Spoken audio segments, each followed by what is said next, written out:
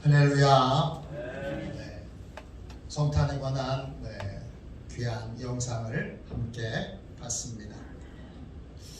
나의 성탄절, 이런 주제로 8번의 말씀을 같이 나누게 됐는데 마지막 시간입니다. 성탄절은 예수님이 구원자로 나에게 찾아오신 날입니다. 그분이 나의 구원자가 되시려면 내가 죄인임을 인정하고 고백해야 합니다. 내가 스스로 의인이라고 하면, 그러면 예수님은 우리에게 오실 수 없습니다. 신앙생활을 20년, 30년 하다 보면 어느 순간 내가 용서받은 죄인이라는 것을 잊어버리고 어느 순간 의인이 되어 있습니다. 그래서 다른 사람 정죄하고 판단하고 평가하는 일들을 서슴지 않고 두렵지 않고 두려워하지 않고 행하는 그러한 저의 모습을 보게 됩니다. 이런 태도는 예수님, 저한테는 예수님 필요 없으니까 저 죄인들한테나 가세요 라고 말하는 것과 같습니다. 성탄절이 나의 성탄절이 되려면 예수님, 저는 죄인입니다. 제게 오셔서 저의 죄를 용서해 주세요. 이렇게 죄인임을 고백해야 합니다. 성탄절은 예수님께서 내 영혼의 의사로 찾아오신 날입니다. 내 죄의 뿌리가 얼마나 깊은지를 깨달아야 합니다. 내 죄성을 잘 아시고 치료해 주실 수 있는 유일한 분은 예수님 뿐입니다. 그러므로 이 성탄절에 나를 찾아오신 예수님을 내 담당 의사로, 나의 주치의로 그렇게 모셔야 합니다. 그리고 그분의 모든 말씀을, 그분이 내 영혼과 내 인생과 우리 가정과 또 우리의 삶을 치유하시기 위해 주시는 처방전으로 받아야 합니다. 그리고 그 처방전을 따라 살기로 결심할 때 성탄절이 나의 성탄절, 마이 크리스마스가 되는 것입니다. 예수님을 구원자로 영접한 사람은 어떤 삶을 살까요? 예수님을 내 영혼의 의사로 영접한 사람은 어떤 삶을 살까요? 내가 주도하는 삶이 아니라 예수님이 주도하시는 삶, 즉 내가 주인된 삶이 아니라 예수님이 주인된 삶을 삽니다. 오늘 말씀에 등장하는 요셉이 좋은 모델입니다. 요셉은 하나님을 주인 삼고 사는 사람이었습니다. 요셉은 하나님의 사자를 주의 사자, 주인님의 사자 이렇게 불렀습니다. 요셉은 하나님을 주인으로 모시고 살았던 인물입니다.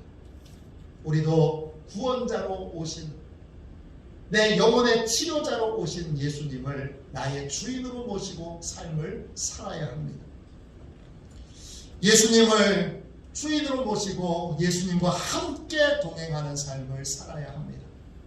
어떻게 예수님과 함께 살 수 있습니까? 어떻게 사는 게 예수님과 동행하는 삶이고 예수님을 주인으로 모시고 사는 삶입니까? 첫 번째, 어떤 일을 만나든지 속단하지 않는 삶을 사는 것입니다. 예수님을 주인으로 모신 사람은 보는 즉시 판단하고 느낌으로, 추측으로, 추정으로 그렇게 생각하고 판단하여 살지 않습니다. 그럼 어떤 삶을 삽니까? 주님의 뜻을 알 수 없는 일들을 만날 때마다 미리 판단하지 않고 주님께 나와 주님의 뜻을 겸손히 구하는 삶을 삽니다. 또 주님이 알려주실 때까지 모르는 건 그냥 모른다고 인정하며 삶을 살아갑니다. 모르는데 아는 척하지 않습니다. 이 코로나가 왜 이렇게 긴지 저 모릅니다. 코로나가 언제 끝날지 저 모릅니다. 코로나가 왜 생겼는지 저 모릅니다. 추정하고 추측할 수 있지만 아직 하나님이 분명한 답을 주시지 않았기에 묻고 기다리고 있습니다. 요셉은 약혼자가 임신했다는 소식을 듣습니다. 그는 성급하게 판단하지 않고 분명히 얼마나 실망했겠어요. 또 한편에 얼마나 분노했겠어요. 그런데 그는 성급하게 판단하지 않고 주님께 나와서 지혜를 구합니다. 그리고 주님께서 알려주시는 마리아를 통하여 행하시려고 하는 놀라운 일들을 듣게 되고 비로소 평안을 얻게 됩니다. 예수님을 주인 삼고 사는 사람은 속단하지 않습니다. 주님의 뜻을 모를 때는 주님이 알려주실 때까지 모르는 채로 있습니다. 모르는 걸 모른다고 인정하고 삶을 살아갑니다. 두 번째, 예수님을 주인으로 모시고 살아가는 사람, 예수님과 동행하는 사람은 어떤 삶을 살까요? 어떤 일이든지 사랑으로 행하는 삶을 삽니다. 요셉은 약혼자 마리아가 임신했다는 사실을 알고 당시 사람들이 행하던 일반적인 행동과는 다르게 행동을 합니다. 당시 유대 사회는 의롭다는 이름으로, 정의를 실현한다는 이름으로 부정을 저지른 배우자를 향하여 맹렬한 분노와 복수심으로 보복을 가할 수 있게 만들어 놨습니다. 그래서 임신한 것이 들통이 나면 그 간통한 남자와 여자를 마을 회당 앞으로 끌고 와서 돌로 쳐 죽였습니다. 이걸 정의를 실현하는 일이라고 그렇게 불렀습니다. 그런데 요셉은 의로운 사람이었는데 요셉의 의로움은 다릅니다. 그는 마리아가 임신했다는 사실을 알았지만 전혀 다르게 반응합니다. 실망했을 거고 분노했겠지만 그는 모든 걸 자기 입장이 아니라 내가 얼마나 분노했고 내가 얼마나 상처받았고 내가 얼마나 실망했는지 여기에 초점을 맞추지 않고 마리아를 위하여 최선의 길이 뭔가, 어떻게 해야 연약한 마리아를 끝까지 보호할 수 있을까? 뭐가 마리아에게 좋은 일일까? 이것을 생각하여 모든 것을 선택하고 결정합니다. 예수님께서 주인 되신 사람은 언제나 사랑을 위해서 살아갑니다. 자기의 유익을 구하지 않는 사람, 그것이 삶을 사는 이유이고 삶을 살아가는 목적입니다. 세 번째, 오늘 함께 나눌 말씀입니다. 예수님을 주인으로 모시고 예수님과 동행하는 사람은 어떤 삶을 살아갈까요? 세 번째, 예수님의 말씀을 따라 순종하고 절제하는 삶을 삽니다. 요셉은 주의 사자가 전하는 말씀을 듣고 어떻게 했습니까? 오늘 말씀 24절, 25절을 보십시오. 24절, 25절입니다. 요셉이 잠에서 깨어 일어나 주의 사자의 분부대로 행하여 그의 아내를 데려왔으나 아들을 낳기까지 동침하지 아니하더니 나음의 이름을 예수라 하니라. 요셉은 하나님의 사자를 주의 사자라고 부릅니다. 하나님을 주인님이라고 고백합니다. 말로만 그렇게 고백하는 것이 아니라 주의 사자의 말씀을 듣고 어떻게 합니까? 주인님의 말씀이기에 주인님의 말씀대로 행합니다. 주의 사자의 분부대로 행합니다. 이때 분부대로라고 하는 말은 헬라말로 프로스타조라고 하는 말입니다. 뜻은 자리에 앉힌다, 일을 맡긴다, 명령한다, 이런 뜻이에요. 요셉은 주인이신 하나님께서 맡기신 자리에서 명령하신 일들을 수행합니다. 그는 하나님의 말씀을 듣기만 하는 자가 아니라 말씀을 듣고 순종하는 사람이었습니다. 주의 형제 야고보는 야고보서 1장 22절에서 이렇게 성도들에게 권면을 했습니다. 너희는 말씀을 행하는 자가 되고 듣기만 하여 자신을 속이는 자가 되지 말라. 예수님을 주인으로 영접했다면 우리는 예수님의 말씀을 듣기만 하는 자가 되어서는 안 됩니다. 순종하는 자가 되어야 합니다. 듣기만 하는 자는 의사의 처방전을 받고 처방전대로 행동하지 않는 사람입니다. 이건 의사를 모욕하는 행동입니다. 우리에게는 깊은 죄성이 있습니다. 우리 안에 있는 죄의 뿌리는 예상보다 깊습니다. 그 죄의 깊은 뿌리를 뽑아내려면 이 죄로 말미암아 중병에 걸려있는 내가 고침받아서 하나님이 원하시는 사람, 정말 다른 영혼들을 사랑하고 다른 영혼들을 변화시키는 사람으로 그렇게 변화되려면 우리는 예수님의 말씀, 즉 내 영혼을 향한 처방전을 그대로 따라야 합니다. 처방전을 듣고도 따르지 않는 것, 예수님을 모욕하고 조롱하는 일입니다. 예수님이 내 주인이시라면 우리는 주인 되신 예수님의 말씀을 듣고 순종하는 삶을 살아야 합니다. 더 나아가 요셉은 주의 말씀을 따라 자기를 절제합니다. 25절을 다시 보겠습니다. 아들을 낳기까지 동침하지 아니하더니 나음의 이름을 예수라 하니라. 주의 말씀을 따라 마리아를 아내로 데려옵니다. 이제 요셉은 마리아와 언제든지 동침할 수 있습니다. 왜? 아내니까. 그런데 주의 말씀이 이루어지도록 자기의 욕구를 절제합니다. 마리아와 결혼했으니까 요셉이 마리아와 동침해도 비난할 사람이 아무도 없습니다. 그런데 주의 뜻이 이루어지도록, 하나님의 나라가 이루어지도록 그는 자기를 쳐서 말씀에 복종시키는 절제를 하고 있습니다. 주님의 말씀을 따르는 사람에게 두 가지의 중요한 특징이 있습니다. 그것은 순종과 절제입니다.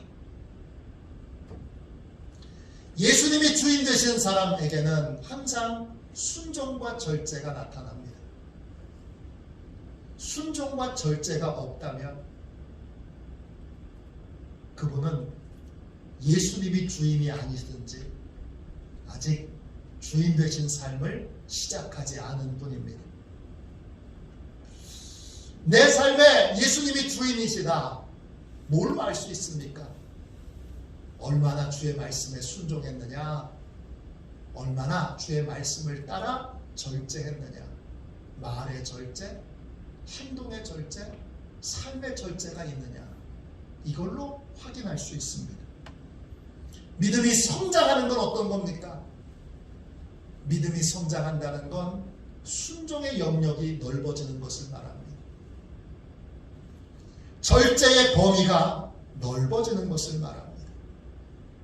우리는 더 큰 순종으로 나아가야 합니다. 시간이 지날수록 우리는 더 큰 절제로 나아가야 합니다. 사도행전 12장에 보면 초대교회의 큰 위기를 만나게 됩니다. 초대교회가 큰 위기를 만나게 됩니다. 초대교회 지도자였던 베드로가 헤롯 왕에게 잡혀갑니다. 이때 교회가 뭘 하느냐? 이때 교회가 베드로가 풀려나도록, 담임 목사님이 감옥에 갇혔기 때문에 감옥에서 풀려나도록 간절히 기도합니다. 사도행전 12장 5절입니다. 이에 베드로는 옥에 갇혔고 교회는 그를 위하여 간절히 하나님께 기도하더라. 초대교회 지도자가 감옥에 갇히니까 풀어달라고 간절히 기도합니다. 그런데 여러분, 여기서 주목해야 될 점이 있습니다. 초대교회는 이미 지도자 한 명을 잃었습니다. 베드로 사도 이전에 담임 목사 역할을 했던, 교회 전체를 책임졌던 야고보 사도가 헤롯에 의해서 참수당했습니다. 사도행전 12장 1절 2절입니다.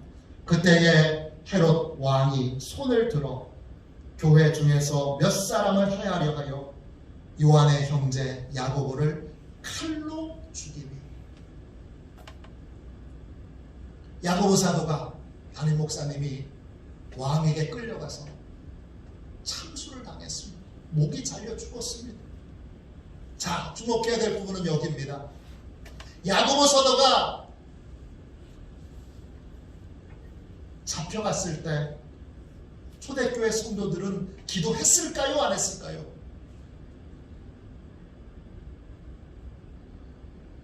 야고보 사도가 잡혀갔을 때 초대교회 성도들이 기도했을까요? 안 했을까요? 간절히 기도했을까요? 적당히 기도했을까요? 그때도 분명히 의심하지 않고 초대교회 성도들이 간절히 하나님께 기도했을 것입니다.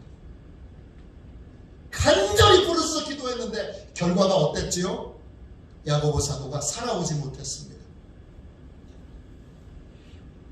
목이 잘려 죽었습니다. 야고보 사도를 죽인 헤롯은 이번에는 야고보 사도 이후에 초대교회 전체의 지도자가 된, 담임 목사 역할을 하게 된 베드로 사도를 잡아갑니다. 3절 4절입니다. 유대인들이 이 일을 기뻐하는 것을 보고 베드로도 잡으려 할세 때는 무교절 기간이라 잡음에 옥에 가두어 군인 4씩인 4패에 맡겨 지키고 6월절 후에 백성 앞에 끌어내고자 하더라. 초대교회는 간절히 기도했지만 야고보 사도를 지킬 수 없었습니다. 헤롯에게 참수당하는 끔찍한 장면을 목격했습니다. 이제 베드로가 잡혀갑니다. 베드로도 6월절이 지나면 야고보 사도하고 똑같이 참수를 당하게 될 겁니다. 초대교회는 기도를 간절히 했는데 기도 응답을 받지 못한 아픔을 겪었습니다. 그럼에도 불구하고 이들의 태도를 보십시오. 저는 이 부분에서 눈물이 헐컥 쏟아졌습니다. 베드로가 잡혀가서 다시 참수를 당할 위기에 처하자 그들은 다시 간절히 하나님께 기도를 드립니다. 어떻게 이럴 수 있습니까?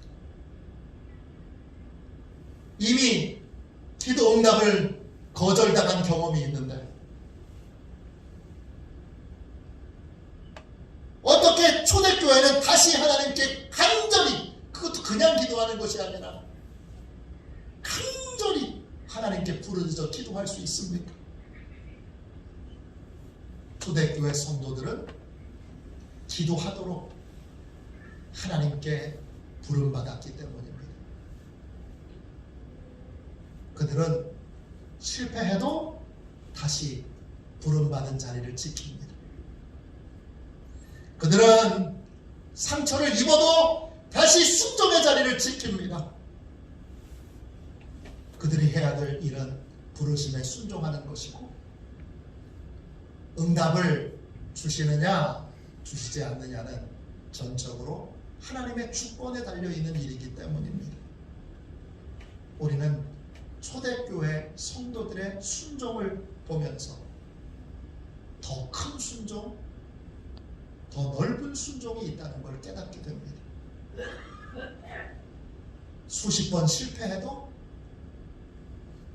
수십 번 상처를 입어도 다시 순종의 자리에서는 우리는 순종으로 부름받았습니다.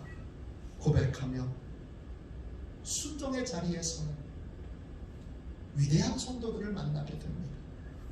더 깊은 순종은 여러분 더 놀라운 하나님의 기적을 체험하게 만듭니다. 두 번째, 간절히 성도들이 기도하자 하나님께서 천사를 보내셔서 옥에 갇혀있는 베드로를 풀어주십니다.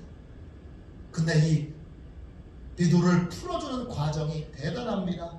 베드로는 두 명의 간수 사이에서 쇠사슬에 묶여있는 채 잠자고 있습니다. 베드로를 지금 감시하고 있는 사람이 446, 16명의 간수들입니다. 양옆에 간수들을 더 깊이 잠들게 하고 천사가 베드로의 손을 묶고 있던 쇠사슬을 풀어줍니다. 그리고 옥문을 엽니다. 옥문을 열면 1차 파수꾼들이 있는 곳, 2차 파수꾼들이 있는 곳을 지나가야 합니다. 근데 천사들이 다 파수꾼들을 잠들게 합니다. 마지막으로 시내로 통하는 거대한 철문이 기다리고 있습니다. 이 철문도 천사가 엽니다. 겹겹이 묶여있고 쌓여있던 이 베드로의 감옥 탈출은 보기에 불가능해 보였습니다. 그런데 더 깊은 순종으로 기도의 자리에 서니까 하나님이 차원이 다른 권능으로 응답해 주시는 것을 보게 됩니다. 우리의 몫은 응답받는 게 아닙니다. 우리의 몫은 성과를 얻는 게 아닙니다. 순종해서 전도해가지고 몇 명이나 얻었어. 우리는 몇 명을 얻느냐, 이걸로 부름받은 사람들이 아닙니다. 우리는 가서 전하라고 부름받은 사람입니다. 우리는 성과를 얻도록 부름받은 사람이 아니고, 응답을 받도록 부름받은 사람이 아니고, 우리는 말씀에 순종하도록 부름받았습니다. 기도하라고 하셨고 전하라고 하셨습니다. 예배하라고 하셨습니다. 우리는 어떤 상황에도 어떤 환경에도 순종하는 사람이어야 합니다. 그러면 자연히 응답도 성과도 따라오게 되어 있습니다. 어느 날 폭풍우가 치는데 조난 신고가 들어옵니다. 신고를 받은 구조 선장이 배를 띄웁니다. 젊은 선원이 이 선장을 만류합니다. 선장님, 지금 파도가 너무 셉니다. 파도가 너무 높아서 배를 띄우는 게 무리입니다. 이때 선장이 말합니다. 나도 한다. 그러나 조난 신고가 들어왔고 구조하라는 명령이 떨어졌다. 지금 바다에는 우리를 기다리고 있는 배가 있다. 우리는 반드시 가야 한다. 젊은 선원이 더 큰 목소리로 말합니다. 선장님, 정말 위험합니다. 우리 모두 다시 돌아오지 못할지도 모릅니다. 그때 선장이 단호하게 말합니다. 이보게, 우리는 돌아오라는 명령을 받은 게 아니라 가라는 명령을 받았다네. 우리는 명령받은 사람들입니다. 우리가 해야 될 건 명령에 순종하는 것입니다. 시간이 지날수록 순종의 영역이 넓어져야 합니다. 그게 믿음이 자란 겁니다. 시간이 지날수록 순종의 깊이가 깊어져야 합니다. 그게 믿음이 성장한 겁니다. 그게 온전한 그리스도인으로 성장해 가고 있는 겁니다. 순종과 더불어 절제도 마찬가지입니다. 우리는 요셉처럼 말씀을 따라 절제해야 합니다. 더 많이 절제할 수 있고 더 깊이 절제할 수 있다면, 절제의 영역이 넓어지고 절제의 훈련이 더 잘 되어 있다면, 그러면 믿음이 성장한 것입니다. 온전한 그리스도인으로 성장해 가고 있는 것입니다. 작년보다 올해 더 순종하고 계십니까? 작년보다 올해 더 절제하고 계십니까? 오직 믿음 성장은 그걸로만 판단하십시오. 2001년도에 상영한 영화 중에 To End All Wars라고 하는 영화가 있습니다. 실화를 바탕으로 한 전쟁 영화입니다. 우리말로 제목을 번역하면 모든 전쟁을 끝맺기 위하여, 이런 영화의 제목입니다. 이 영화는 어네스트 고든이라고 하는 그러한 사람이 쓴 동명소설을 원작으로 했습니다. 이분은 20대 초반에 스코틀랜드 사단 소속으로 2차 세계대전에 참여합니다. 그리고 전쟁 중에 일본군에게 생포되어 미얀마 춘까이 포로 수용소에 수감됩니다. 춘까이 포로 수용소는 말 그대로 지옥입니다. 섭씨 50도의 무더위 속에서 벌레들에 물리고 돌멩이가 날카로운 곳에 맨발로 걸어다녀 매일 발이 베어 상처가 납니다. 게으름을 부리는 병사가 있으면 일본군 간수가 돌로 때려 죽이거나 칼로 목을 베서 죽입니다. 그 수용소에서 영양실조로 또 질병으로 8만 명 이상의 병사들이 죽었습니다. 또 철도공사에 동원됐는데 철도 1마일을 깔 때마다 393명씩 죽어나갔습니다. 이런 상황에서 그 포로 수용소 안에서 포로들끼리 서로 남의 물건을 훔칩니다. 죽어가는 전우가 있으면 모른 체하고 짓밟아 물건을 빼앗습니다. 음식 찌꺼기를 더 차지하려고 주먹질하고 다투고 욕하고 싸웁니다. 이 지옥에서 벗어날 수 있는 유일한 소망은 죽는 겁니다. 이 지옥에 살고 있던 어네스트 고든은 매일 하나님께 기도했습니다. 하나님, 저 좀 빨리 데려가세요. 저 좀 빨리 데려가세요. 저 죽고 싶어요. 빨리 좀 데려가세요.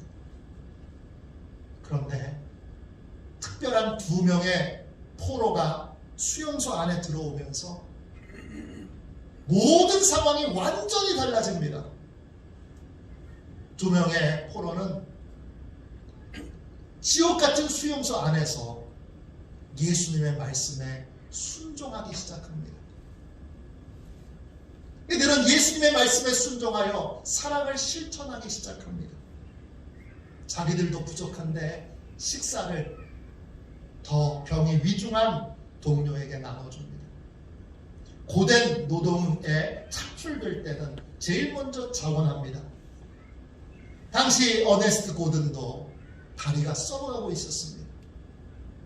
2 사람은 고든의 다리와 상처를 소독해 줍니다.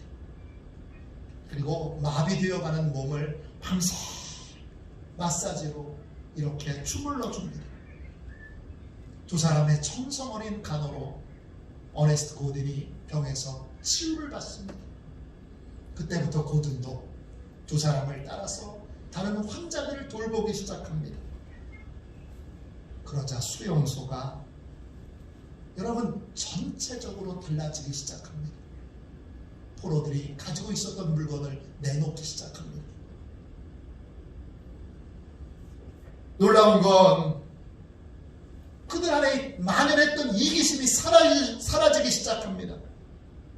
포로들이 잊고 있던 지옥 같은 곳에서 짐승으로 살던 그들이 하나님을 기억하기 시작합니다.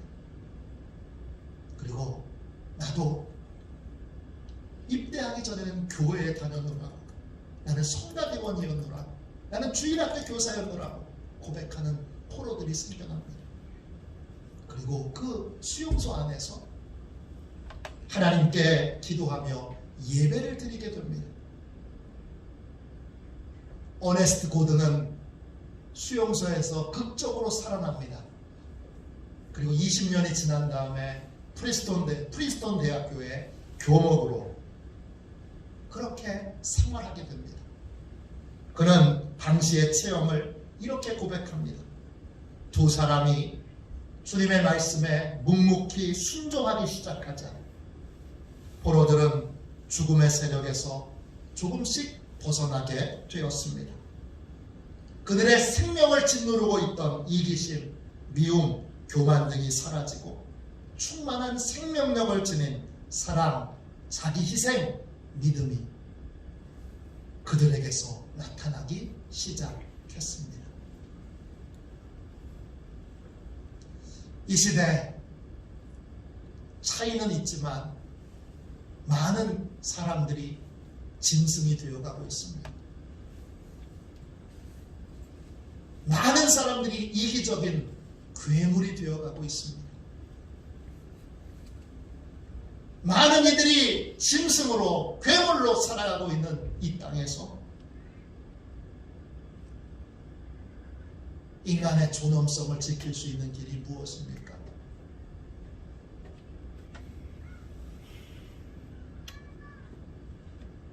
짐승이 아니고 하나님의 사람으로, 하나님의 형상을 가진 사람으로 살 수 있는 길이 뭡니까? 그건 주님의 말씀에 순종하는 사람으로 서는 것입니다. 지옥 같은 풍가의 수용소에서 주님의 말씀을 묵묵히 순종했던 두 사람이 그 수용소 전체를 사람이 사는 곳으로 바꿔놓은 것처럼 이 시대도 다 짐승이니까 나도 짐승 돼야지. 다 괴물이니까 나도 괴물 돼야지.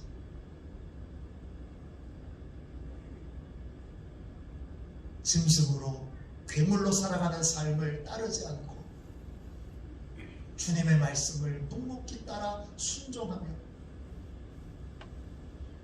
주님의 말씀을 따라 묵묵히 자기를 절제하며 살아가는 사람이 필요합니다. 그런 사람이 짐승과 괴물들이 살아가고 있는 이 사회에서 놀라운 변화를 일으키게 될 것입니다. 짐승과 괴물들이 살아가고 있는 이 땅에서 천국이 임하도록 천사들이 사는 땅으로 변화시키는 통로가 될 것입니다.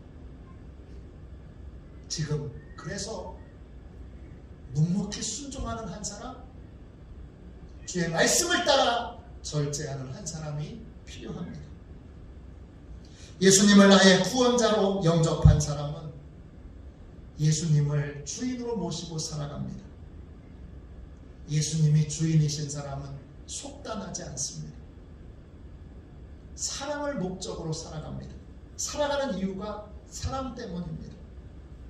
그리고 주의 말씀에 순종하고 주의 말씀에 따라 자기를 절제합니다. 여러분에게 속단하지 않는 겸손이 있습니까? 자기의 유익을 구하지 않는 사랑이 있습니까? 주님의 말씀을 따르는 순종과 절제가 있습니까? 성탄을 맞이하여 한 번 더 다시 예수님을 나의 주님으로 영접합시다.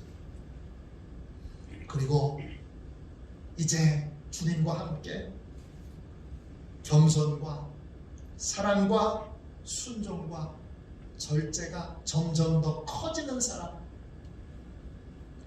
겸손과 사랑과 순종과 절제의 영역이 넓어지는 사람, 더 깊어지는 사람 되기로, 그렇게 성장하는 자 되기로 오늘 주님 앞에 결단하고 그런 사람 되도록 주님이 변화시켜 주시도록 기도하는 저와 여러분이 되시기를 주님의 이름으로 축원합니다. 우리 함께 날마다 숨쉬는 순간마다 우리 3절 2번만 찬양하고 함께 뜨겁게 진심으로 기도합시다.